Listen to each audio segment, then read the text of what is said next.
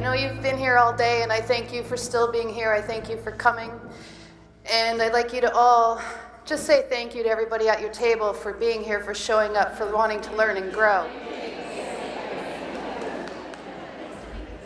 It's important that we do that for each other. So who came here to learn how to be fearless? Only a few of you? Half of you? We've had some great speakers today, and I'm humbled to be on this stage with them, but I'm going to disagree with most of them. Fear does not exist. I know I'm being pretty bold with that statement. Fear does not exist anywhere except in our own minds. There are only 3 reasons why fear would exist. One of them is because we've had past traumas and it's been stored in our unconscious mind. See, our unconscious mind's primary directive is to keep the body safe. So if you've had a not good experience or a trauma in your past, your unconscious mind is going to go into fight or flight mode, put you in fear, and say, we were hurt before. Let's not do that again. For example, growing up, I was attacked 4 times by dogs. 3 just came out and bit me, 1 right in the ass. But the last one, was a St. Bernard, who was terrified of storms, and it was my neighbor's dog, and he picked me up by the leg and he shook me like a rag doll. What do you think happened after that? Anytime I ran into a dog? I was immobilized with fear. I would stand there screaming until an adult came along and looked at me strange because this dog's not doing anything. I couldn't move. I was completely afraid. There was no real danger in that moment. It was from my past experience that caused me to have that fearful reaction. Second reason why we can experience fears is what Trina was just talking about. It's all in our heads. It's those stories we play over and over. It's conditioning that we've had since we were children. Don't do that. Don't do that. You're going to get hurt. You're going to get hurt. We've programmed ourselves so much to the point where we're afraid. By the way, did you know that public speaking is the number 2 most fearful thing next to dying? Yet here I am. And it's taken me a long time to get here. So the third reason that fear exists is the only real reason. And that is when you are encountering a real and imminent danger in that present moment. That is where the fight or flight comes into. That is where the adrenaline kicks in. That's where real fear exists, is only in that moment. Outside of that, it's all in our heads. See, I know a thing or two about fear. And I've lived with it most of my life. Having been sexually molested, physically abused, stalked by 2 different men between the ages of 9 and 23, I was always looking over my shoulder for someone else who wanted to hurt me.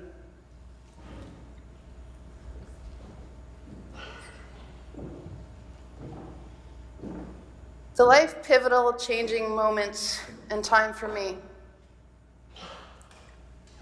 even though through all that I had been, was in November of 2014. I started getting a rash on my body. I did not know where it came from. I had just joined a well-known MLM company that sold essential oils, and I was told to keep using the oils, that they were going to help. Within a few months, I had been to the emergency twice. I felt like I had been locked in a room with mosquitoes, fire ants, hornets. My body was covered. It was inflamed. I couldn't bend my arms or legs. I had lost almost 20 pounds in 2 months' time. I was skin and bones. Having been to several doctors and allergy specialists, I finally found out that it was the actual oils that had caused this. Throughout that time, I was praying to God every night to take me in my sleep because I did not want to live another day in that pain. It was a long journey for me. I couldn't leave the house for almost 8 months. I lost my home staging business. I ended up losing my house. It continued, and I would still flare up and react, and I didn't know why, what was happening. I was afraid to touch anything. I was afraid to go near essential oils, and I had become sensitized and allergic to so many of them, and on top of that, I had begun to get other allergies with my body, perfumes, fragrances, you name it. I had to revamp my entire life. So I know a thing about fear. The fear on the unconscious level of the visceral reaction that I have is because that was buried in my unconscious that says, you need to be afraid. This is going to hurt you. I went public with my story on YouTube in July of last year.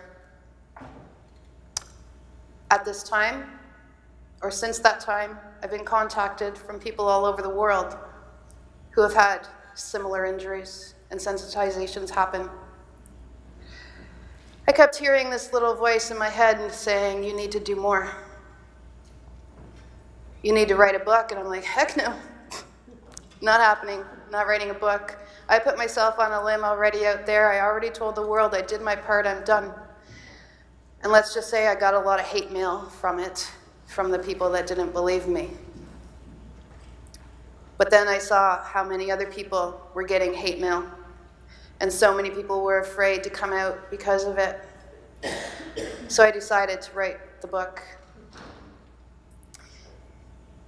My fear of writing that book was so strong that it took me 6 months to even agree to do that. And I said, I'm only going to write it if I have an expert write it with me so that she could help me dispel the myths and provide proper safety training.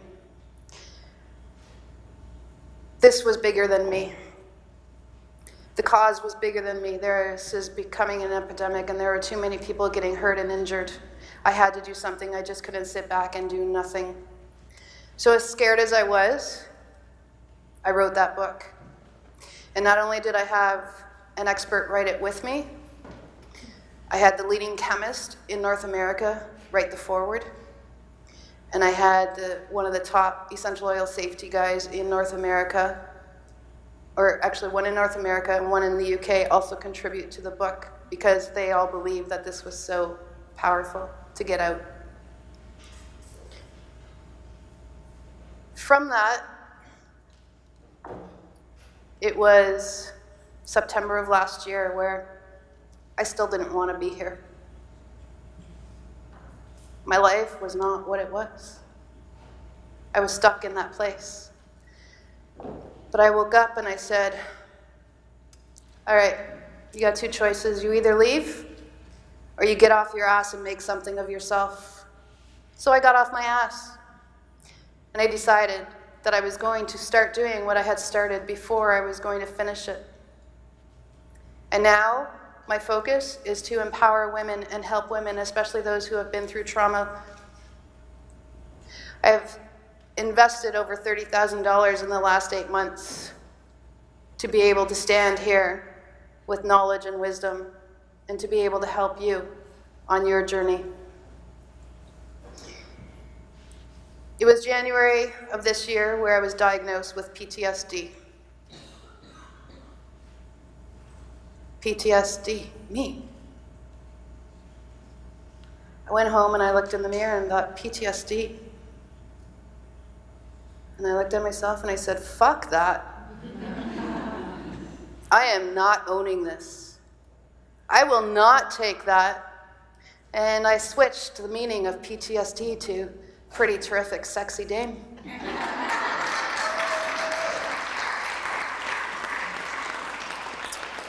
As I stand here in my power pose. Thank you. So as I mentioned earlier, the unconscious mind's primary directive is to keep the body safe, which is what is going to cause us fear, especially if we've had those previous instances. And I'm going to knock this off, I think. Nope, it's still there. It's kind of hanging on, sorry. The unconscious mind takes things very literally. So I want to talk a little bit about shifting your life and shifting your thoughts and shifting those fears and being the best you that you can be. When we have things that are programmed in our unconscious minds because of the fears, it's not easy to release them. However, as Natalie had said earlier, our thoughts create our emotions. So if we're living with that, our emotions are getting knocked down. Eventually, there's going to be something physical that shows up in your body and in your world. Let me give you an example of how. Does everybody know the game Jenga? Has anybody seen my Jenga on my table over here? Wondered what it was? Nobody asked. People always ask. You guys, nobody asked what the Jenga was. So the Jenga, as the game starts, is your emotional structure strong? That's what we should have, is a strong emotional structure. And anytime anything that's happened to you in your life, someone has said something to you like, girl, why you got those shoes on? You put on a little weight. All of that gets programmed into us. Anytime that happens, it's like one of those pieces gets pulled out and piled on top. The next thing happens, someone cuts you off in traffic. Another one gets piled on top. You have something traumatic happen, 5 blocks get pulled out and put on top until your emotional structure is so weak and the top is so heavy it has no choice but to crash down. This is where emotional breakdowns happen. This is where road rage occurs. This is where murders even happen. A little side note here. My therapist had told me about a study of inmates in prison who had committed an act towards another, a loved one mostly, of abuse, murder. They were all asked if they meant to do it. Why did they do it? 93% of them said they didn't mean to do it, that they were just in a fit of rage. They don't even remember doing what they did. Their emotional structure had broken down so hard, so fast. So this is what I do now, especially working with neuro-linguistic programming, is I help you rebuild your emotional structure so that that does not happen. So that we can take those blocks in and fill those holes again, and your emotional structure is once again strong. That is what I had to do. I've been on a spiritual journey for over 25 years, and I've tried a lot of therapies and a lot of different modalities, and nothing has worked as well as using the neuro-linguistic programming. And as Trina was saying before about shifting your thoughts, the average human has 50 to 70,000 thoughts a day. Did you know that? So what are the ones you're telling yourself that are repetitive thoughts? What are the ones that you can change? Those are the ones that you should be thinking and focusing on, because getting up here, I could have stopped down there saying, oh my God, they're looking at me, they're judging at me, my hair's frizzy because of the rain today, and I could have spun off that way, and I didn't, because I did my power pose. I stepped into my warrior woman and knew I was here for you. This isn't about me. This is about you. Okay? I have a free gift for you because I don't have time today to really go into a lot of detail. So if you'd like to come see me at my table, I will send you a PDF about shifting your thoughts and shifting your life. And it's shifting from low energy to high energy. It's paying attention to those thoughts, how you can do that and how you can shift your life. because I really want to give that to you. I want to gift that to you. And it's not easy by any means. It takes practice. I've been working at it for years. But you can do it, just one step at a time.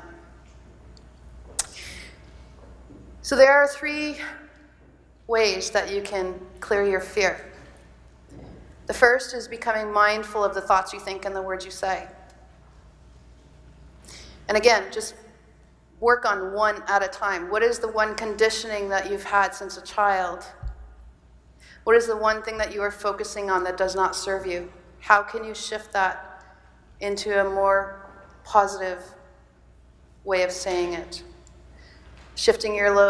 Number 2 is shifting your thought or your language from low energy to high energy words. So, for example, I'll just give you a quick little one, using low energy words like hate, problem, and so on. How many times have you been in the store and somebody has said no problem? Your unconscious mind doesn't hear the no, it just hears problem, and it's like, whoa, you walk out of there, you don't know why you're feeling the way you're feeling. And the third would be get some help. Get some help to release those traumas, those emotions that are draining your energy. Whether it's working with me or somebody else, get some help. I'd like you to all close your eyes for a few minutes, please.